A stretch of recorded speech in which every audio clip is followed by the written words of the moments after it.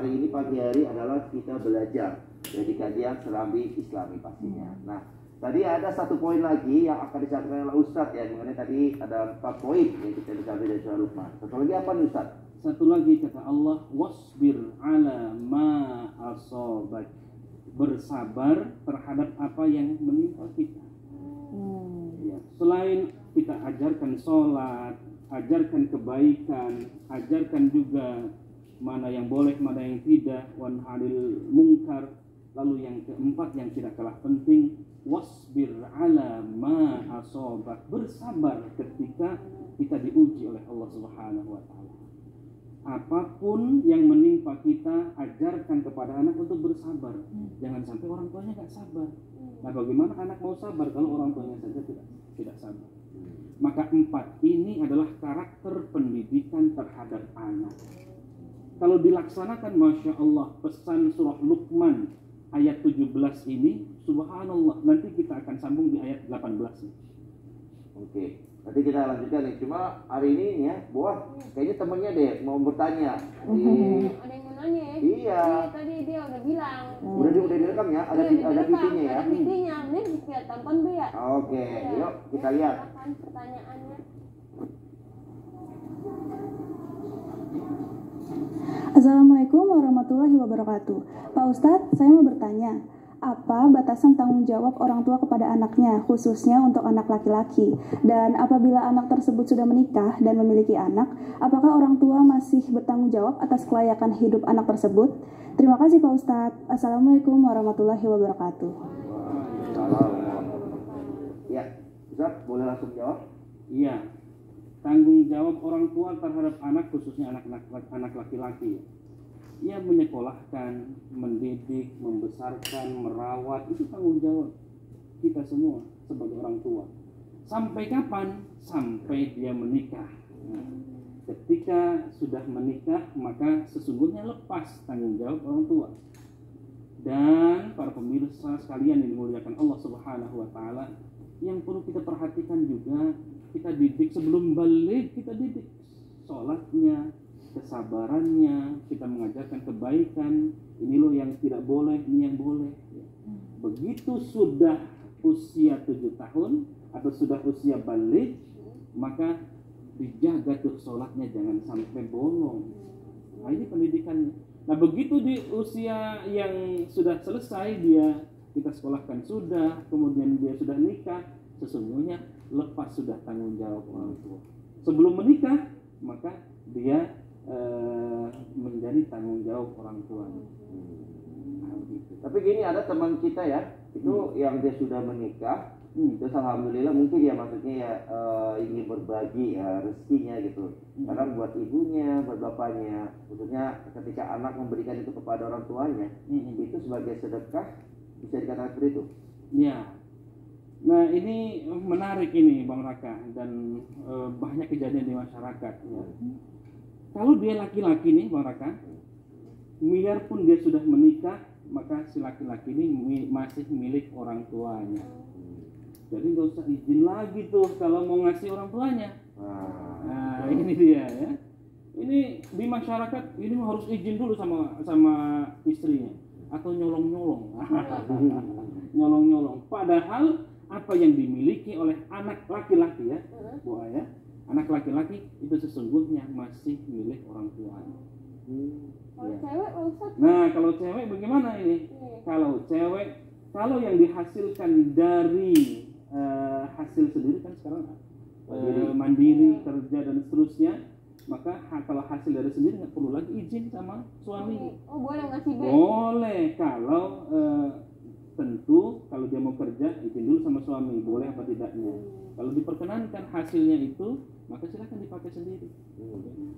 Tapi kalau dari hasil dari suami, pemberian suami nih, ya, maka tidak boleh sembarangan ngasih, meskipun kepada orang tua.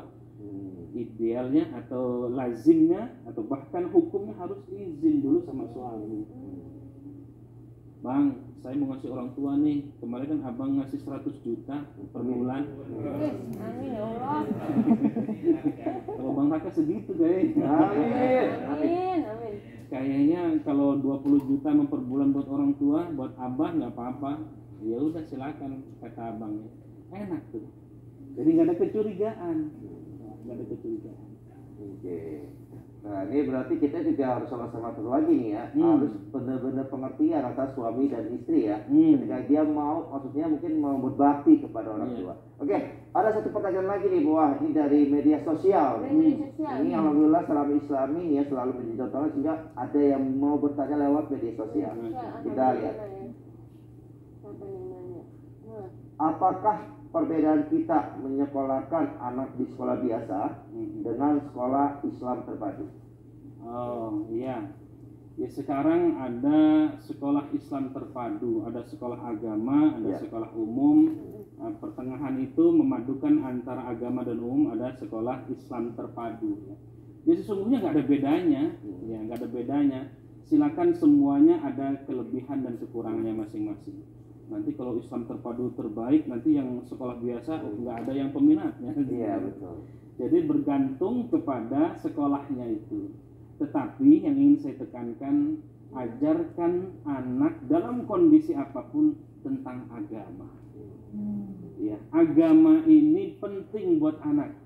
Buat apa pinter, gajinya besar, tapi masya Allah sama orang tua ngelunjak, kata bahasa anak sekarang ya, doa ya. Songong. Buat apa? Cepat. Mendingan gaji besar, akhlaknya bagus, hormat sama orang tua.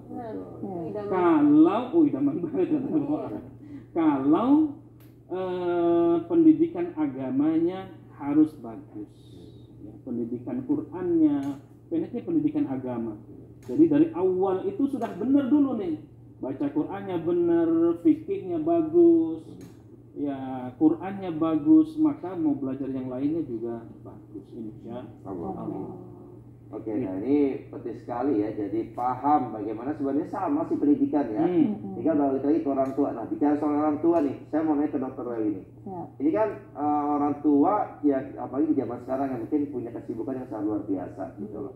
Karena memang ada istilah gini, buah tidak jatuh tidak jauh dari pohonnya, gitu. Nah tapi ada juga yang ternyata faktanya beda. Mungkin orang tuanya mungkin sesuatunya yang mungkin belum prestasinya luar biasa, tapi anaknya justru menjadi. Nah kira-kira kalau dari segi Bu Dokter nih bicara soal anak prestasi gitu ya, apakah berpengaruh pada bibit bobot bebet orang tuanya? Siap, memang terdapat penelitian nih Bang Raka, di mana secara genetik kepintaran anak itu bergantung dari orang tuanya, terutama dari ibunya, katanya nih gitu. Karena berkaitan dengan kromosom X dan Y yang ada di perempuan dan laki-laki. Nah, jadi memang menurut penelitian tersebut terdapat genetik yang akan mengatur untuk kepintaran atau kepandaian dari seorang anak tersebut.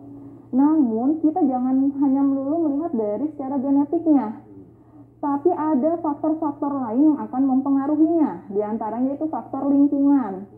Faktor lingkungan, faktor agama, di sini faktor sosial itu akan lebih mempengaruhi. Secara genetik mungkin dia pintar, tapi ternyata secara lingkungannya tidak mendukung, itu tentu akan membuat perubahan dalam dirinya.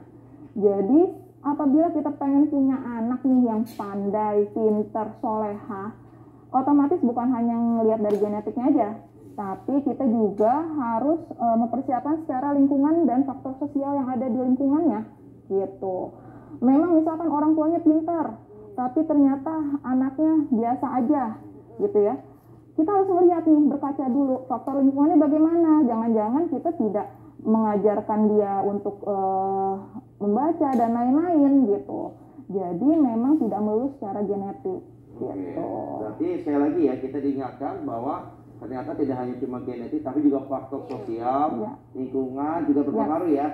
Apalagi kalau anak-anak kan masa pertumbuhan ya. Betul, perkembangan. Bahwa juga tuh, jangan sering-sering mukulin adanya. Iya kagak, besok mah muasin dia dikit boleh kan. Lebih enak karena daripada dipukul dengan ditraktirin adanya. Iya, ditraktir mau jadi miskin boleh. udah nih ya, ini kita tidak dulu nih ya. Ya buat pemirsa yang ada di rumah, terus saksikan Serambi Islami. Mulia